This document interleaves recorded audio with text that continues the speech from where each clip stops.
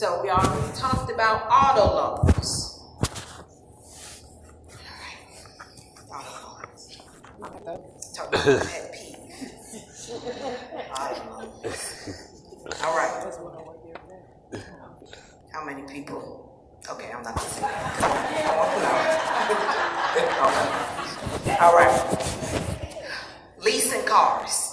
You better not do it. Please. Please. I beg you, don't do it. That's right. All right. So this is the down and dirty. When you are leasing a car and you're making that car note, you are paying for the depreciated value of the car. You ain't put not $1 towards that Honda Accord. You put all your money in invisible depreciation. Right? So about it. When you get in a car, the value of the car, let's say, is brand new, beautiful Honda Accord, $35,000, brand new. You roll it off the lot. I said it was 35, right? You roll it off the lot. That joke is $27,900. You're like, man, I ain't going nowhere. Nowhere. You ain't putting but a half a mile on it. All right? It depreciates quick, right? And then every time those tires go round and round, right? The car got to keep place. So nothing but depreciation going up and down, 30 and 20 and 27 and everything. All right? That's just depreciation. Now, we can also tell you can drive. You don't know that. You don't know that. Right? So now you don't depreciate. Knock the car out and start to out. I'm driving. And then they over that. They put a price value on that, right? 25. I've seen it up to 50 cents. Right? So I've dealt with the client who has at least for 4 years. Then you're number one, and they already 4,000 miles from their total. So they got 3 more years, and they can only go a couple thousand miles. Right? So now you got appreciation value, you got miles. How many people you put your kids in the back? You go to McDonald's. And they have an accident. You almost have an accident because you're like, I just leased this. If you let that milkshake up, right? So then look at the body of the car. Somebody done tapped you at that on Target.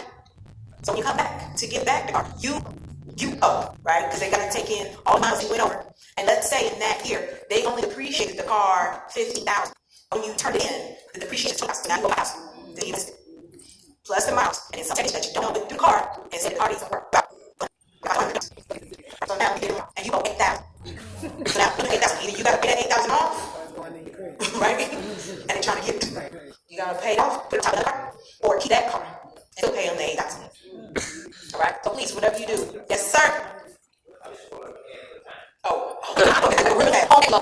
Home equity loans, basically you taking out the appreciated value of home. So you bought your home at $100,000 5 years ago. You find out that the house is $150,000 today. That $50,000 is your equity. That's your equity. You can take a loan out on that equity. All right, that's what that is. And then we have reverse mortgage. People may start to think, I'm not working anymore. I'm just going to live out my years and try to do a reverse mortgage. Understand reverse mortgage is like a caveat. How much is the house worth versus how much you owe on your mortgage? And if you leave the house, you no longer receive those payments. Right, let's see. 401ks. When you get a loan from your 401k, you're taking away from your future self. You have to understand, taking away from your future self. So you're saving money and you're putting it in the stock market so that it can grow, right? So we call that the time value of money. But when you take that out, it's like you take a plant, trying to grow tomatoes, and you pull the tomatoes still green because you need it. But if you would have left it in the ground and let it grow, it would have ripened and you could really use it, all right? And then we got life insurance loans. Life insurance loans, no, don't do that. Let's do it. All right, next. All right, so when you get to debt, the first thing, this is an option that I would tell you to try to use. It is an equation before you take on that debt, before you go buy a new car or before you go do something. See how much money you really do have. So what you do is you total up all of your bills. The first thing in finance is you pay yourself first, so on part of those, all right, you add that up and you bring in how much money you bring in, you subtract. What you do is called disposable income. Disposable. So before you disposable number should tell you what you do. Any questions? To pay off that kind of quickly, you do a snow. So you look at the smallest item, you list all your bills, right? So let's say you have 5 credit cards, you list them all down, put them from the biggest to the least. And then you make the minimum payments on all of them, but the least at the bottom. And you put all of your extra money on that. Whatever you have extra goes to that bill. Then when you're done with that bill, whatever you pay on that bill goes to the one right above it. And then we pay that off right above that. So then you just stack your payments and pay it all off. All right? Next. All right, credit reports and credit scores. Your credit report is like your report card in high school. Your credit score is your GPA. All right, everybody know about English and math. Math, I like English not so much. All right, so that's basically the difference. Your score is your GPA of how you manage your credit. The report is the report they pull to see what you did to get where you are. All right? All right, go ahead. So on your credit report, it has these 4 huge sections. The first section has your personal information on it. So whatever name you ever used, any address you've ever lived at, any phone number that you've ever used, all right? All of your personal information will be in that box. So if you got a bill and you was always paying it and they misspelled your name, that name is probably going to be on there. All right? If you stayed somewhere for 4 to 6 months, you did that as well. All right? That's all your information. Then your credit accounts. Like I told you, when you open those accounts, they're watching you. You cannot close those accounts once you open them because it'll affect your credit, kind of like dry class. Right? You have to drop class, it goes to a 0 and your GPA goes down.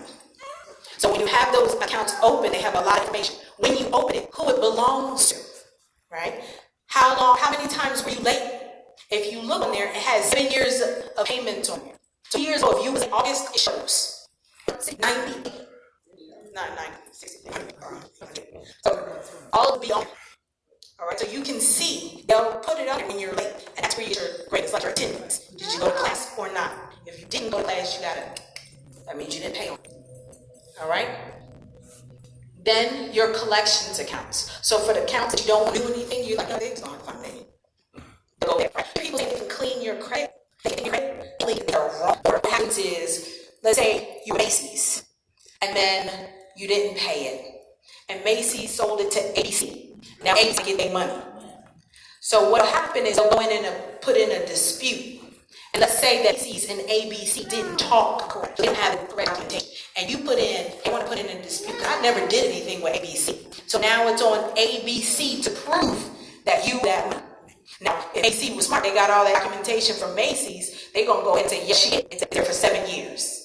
From the last time they contacted, not the last time you paid them, not from the date that you opened the account, the last time they talked to you.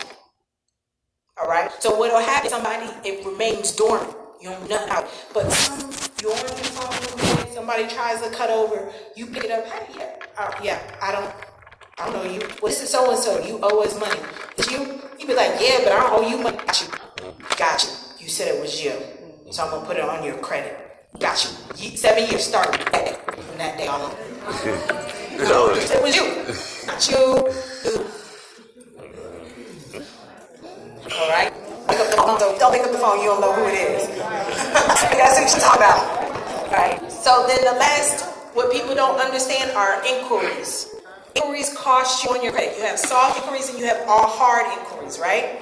Now, remember I was telling you I was at Old Navy, asked me if I had a credit card. They softly asked me. But once I said yes, it turned into a hard inquiry, and that cost me points, right? You didn't go into Old Navy looking for credit offer, you accepted, it's a hard pull, now it costs you points. Soft pulls do not cost you points at all. And that's when some people are trying to look to see if they can offer you something. It's okay, babe. I know, I cried too. Any questions so far? Yes, ma'am.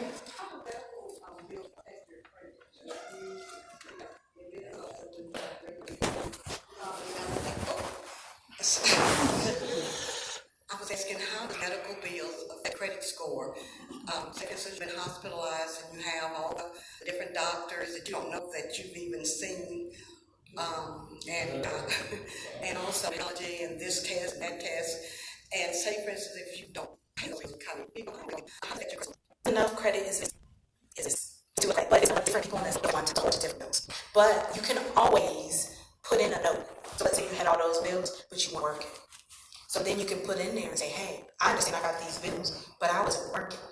There was no way for me to pay those bills. You can put those on those bills. So when somebody pulls your credit, it's not like you just went, it was like, you know what, I feel better, I'm good, thank you, appreciate it, go on, and I'm not going to pay it. But if you have a story that goes behind it, anything on your credit, like you were unable to pay your credit cards because you were sick and you went towards the just you have the ability to pay. You can do that. All right, any more questions? Oh, yes, ma'am. Say, you could do that part to tell the receipts or whatever. How do you do that? You can put it on your credit report yourself. You are the author of your credit report. You are the author. The other people are just the teachers paying attention. So you can go to annual credit reports, you go in there, they'll ask you like 3 or 4 questions about you. Like anything like where did you live? What was your phone number in 1999? They'll ask you what was your first car. They'll ask you questions like that. In June, where did you live? Those are the questions. Once you answer those correctly, it'll allow you to go in and you'll see all the information. You can dispute anything you want to dispute. Dispute it. Be like, I know. Or if you know it there and you don't, you can be the author of your own credit report. You can choose how creditors view you by your actions. All right? So this is basically your credits. Those numbers on there, you hear people have Vonda credit, they got their Vantage score. That's my score. But most creditors pull your FICO score. That's the most important number that you have. Everybody has some type of score, but your mortgage and your car note, they're gonna go via FICO, sorry. And that's the important number. That's your GPA for your credit report. So that's what those numbers mean. And that percentage just basically say the percentage of the population who has those. All right? Any questions? All right. Thank you. Thank you so much.